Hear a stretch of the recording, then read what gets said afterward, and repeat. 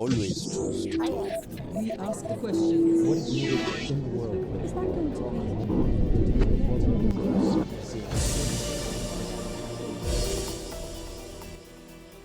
be? In a string of Twitter messages posted on Saturday, US President Donald Trump announced he's cancelled meetings planned with the Taliban leadership and Afghanistan's president at Camp David. He blamed a Taliban attack in Kabul last week, in which an American soldier was amongst those killed. That announcement prompted criticism even from his own Republican Party. Hashtags such as Taliban traitor Trump began trending. The peace talks started almost a year ago in Qatar, aiming to end the 18-year-old war in Afghanistan. On Monday, Trump said they were dead. They're dead. They're dead. As far as I'm concerned, they're dead. They thought that they had to kill people in order to put themselves in a little better negotiating position. When they did that, they killed 12 people. One happened to be a great American soldier, a wonderful young man from Puerto Rico, families from Puerto Rico. And you can't do that. You can't do that with me. So they're dead as far as I'm concerned. And we've hit the Taliban harder in the last 4 days than they've been hit in over 10 years. So that's the way it is. The president's move surprised the Taliban's leaders. After 9 rounds of negotiations in Doha, it seemed most of their differences with the United States had been resolved. The US Special Representative for Afghan Reconciliation, Zalmay Khalilzad, even said a peace agreement had been finalized in principle. One of the most important points, a gradual withdrawal of the 14,000 American soldiers. But with the US quitting the negotiating table, can peace be achieved in Afghanistan? And if so, what would it take? The Taliban's political spokesman in Doha, Suhail Shaheen, talks to Al Jazeera.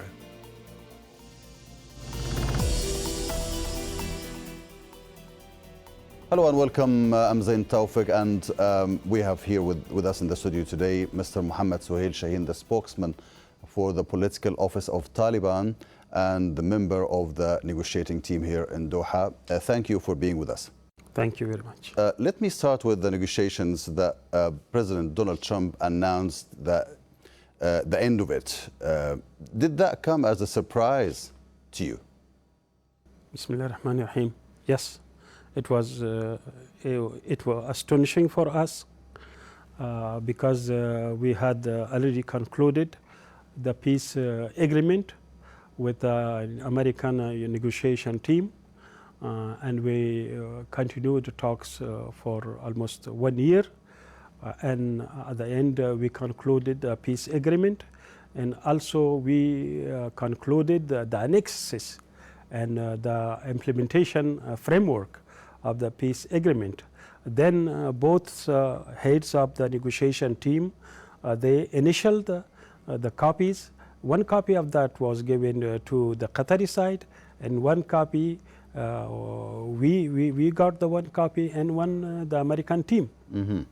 And after that, Mullah Sahib Biradar, the chief of the political office and deputy Amir of the Islamic Emirate of Afghanistan for political affairs, and his delegation had a meeting with Dr. Khalilzad and General Scott Miller.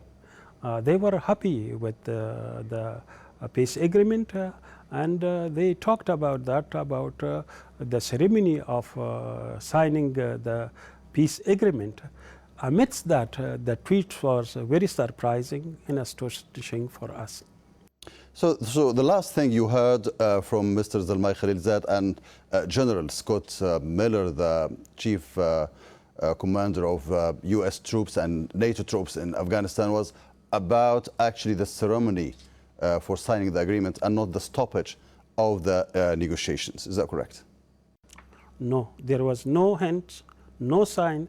Only they talked during that meeting about the ceremony of signing the agreement and invitation to be extended to foreign ministers of about 24 countries of the world. And also they talked about the communication channel, which is also part of the agreement. And we had appointed from our side people for the communication channel in order to facilitate the implementation of the agreement. That was discussed during that meeting. Mm-hmm. That was the last meeting that our chief of the political office had with Scott Miller and Dr. Khalizad. After that meeting which I mentioned, there was another meeting with him, and that meeting there were no sign or no hint about what was mentioned in the tweets. That was really very surprising for us. So when was that meeting? Was it on Saturday, for example? Yeah, I don't know exactly the date, but it was after the meeting in which they discussed the communication channel and also about the ceremony. They had after that another meeting. So it was the topics was similar topics, some addition, but similar topics. So during these two meetings, have you ever confirmed actually that you are going to see President Trump on Camp David on Sunday, as per the tweets by President Trump himself? Did you ever confirm that you're going on Sunday? Yes, it was the invitation was given by Dr. Khalizad to us, and we discussed this in the political office and agreed, accepted that invitation, and we conveyed our message to Dr. Khalizad that we accept that invitation and we will go to visit the United States, but that after the signing ceremony of the peace agreement, because the signing ceremony of the peace agreement will create an atmosphere that it will be, a reduction in violence and will be a good atmosphere inside Afghanistan, because of after the signing of the ceremony, the actual implementation of the peace agreement will start, and thus will create a conducive atmosphere to go there, and that we conveyed that message to him. That would be appropriate time. So in his tweets, President Trump claimed that the meeting between you and President Trump were scheduled on Sunday. I'm asking here about the signing of the agreement ceremony that was supposed to be here in Doha.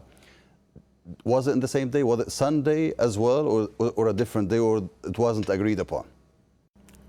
The expected date of the ceremony was to be fixed by all sides, and the ceremonies to be held, it was decided to be held here in Doha.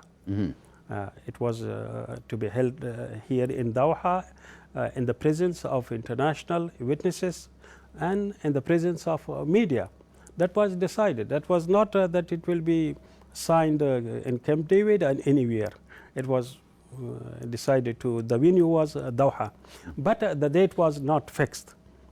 But it was generally decided that it will be held during 1 week, within 1 week.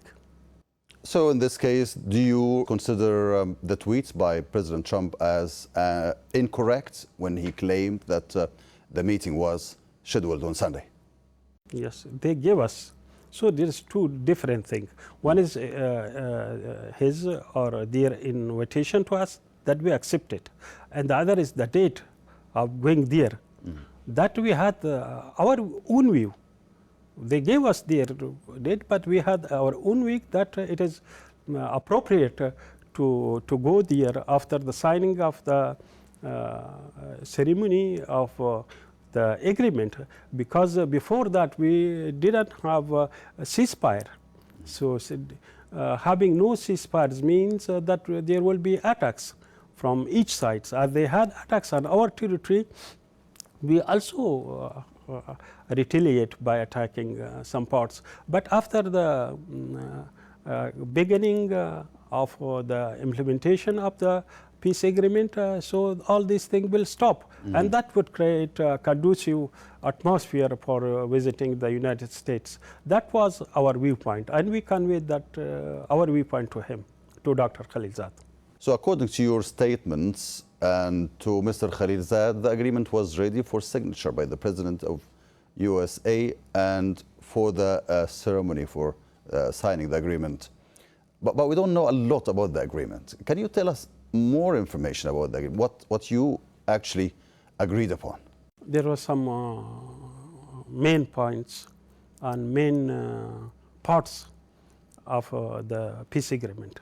One, withdrawal of all forces from Afghanistan. Second, not allowing anyone to use the soil of Afghanistan against the United States, its allies. Third, to begin intra-Afghan negotiations. Fourth, that ceasefire will be an item of agenda of discussion during intra-Afghan negotiation. That were 4 parts of the peace agreement. So according to what you're saying now, the ceasefire was never part of the agreement? No, that was not part of negotiation with the American side. We had 2 topics or 2 points with the Americans. One, to talk with them about ending occupation of Afghanistan or withdrawal of foreign forces from Afghanistan. Second, our obligation not allowing anyone to use the soil of Afghanistan against the United States and its allies.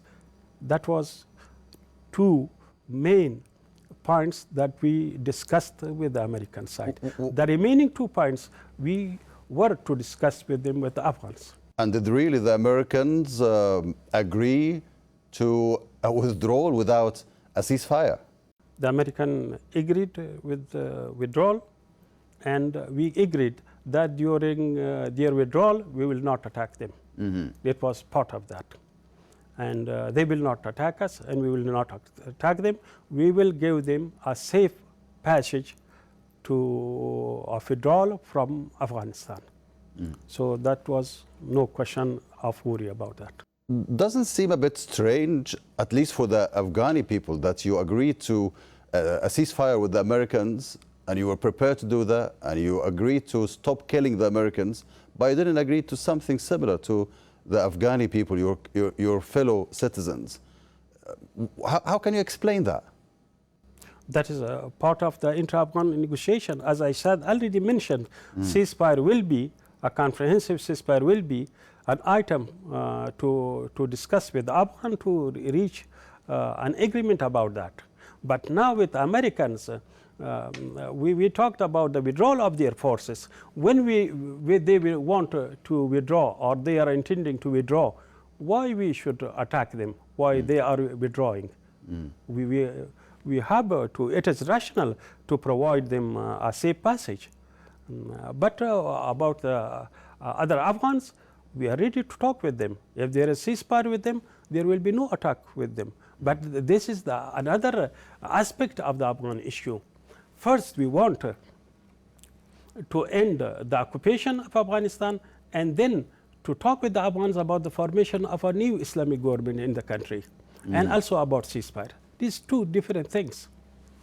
So now the Americans stopped the negotiations. President Trump said it's ended, it's dead. Are you going to resume attacking the American troops in Afghanistan? If the American wants to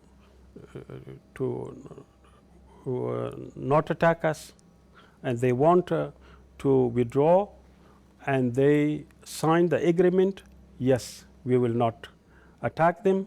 We will provide them a safe passage withdrawing from Afghanistan.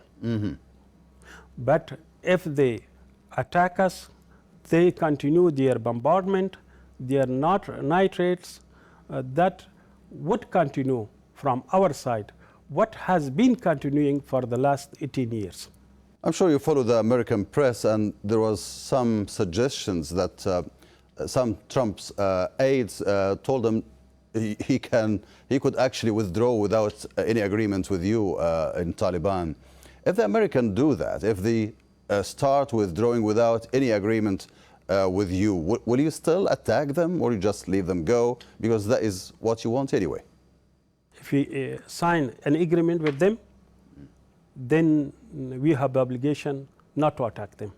and provide them a safe passage. If they withdraw without any peace agreement signing with us, then it is upon our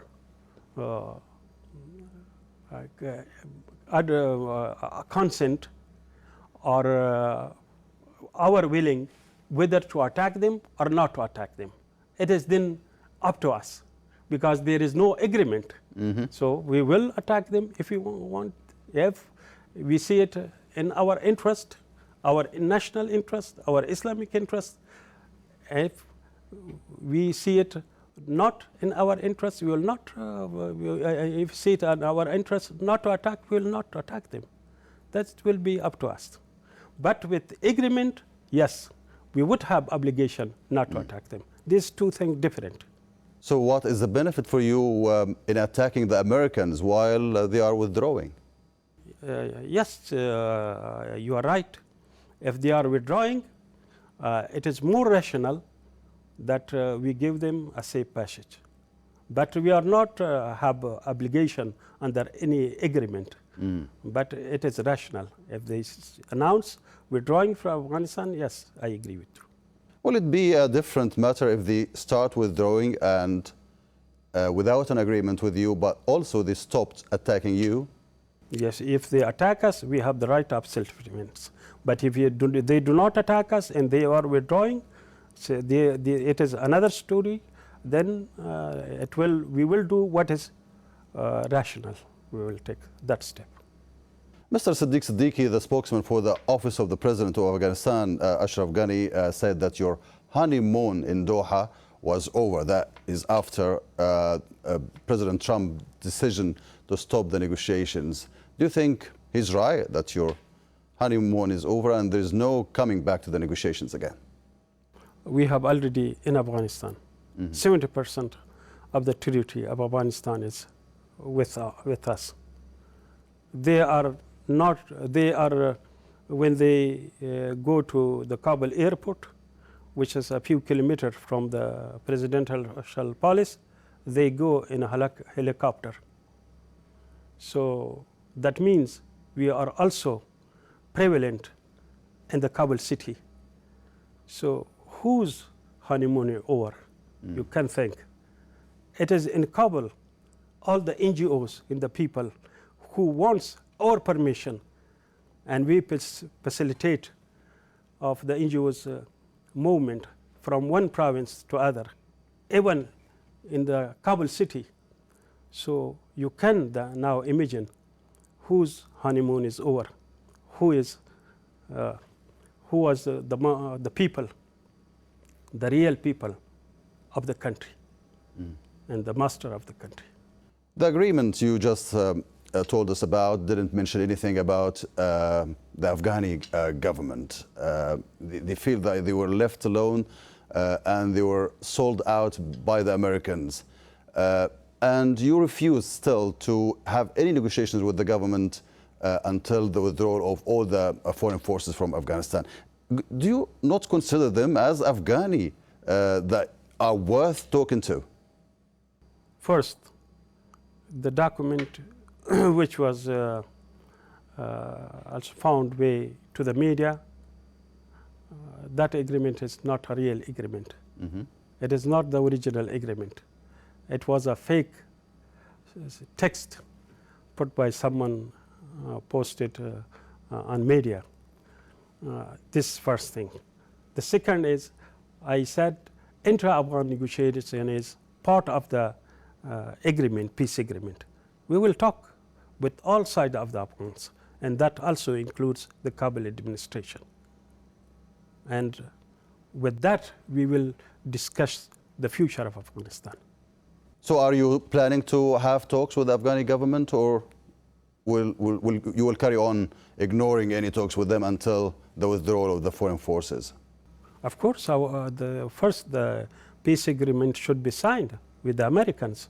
Then we will enter the intra-Afghan negotiation. That also includes the Kabul administration.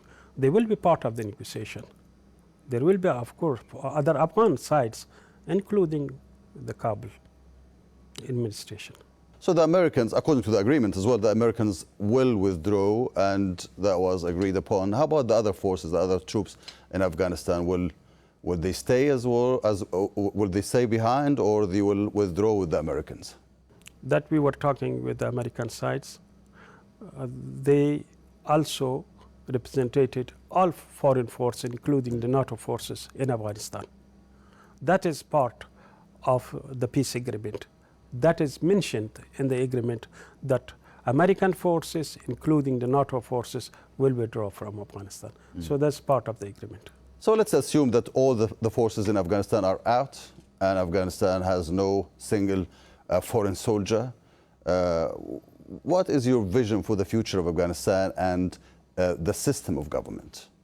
It will be an independent country, a prosperous country with national unity and have the power to take its political decision, its economic decision, and all other decisions by themselves. It will not be dictated by anyone, whether superpower or zero power.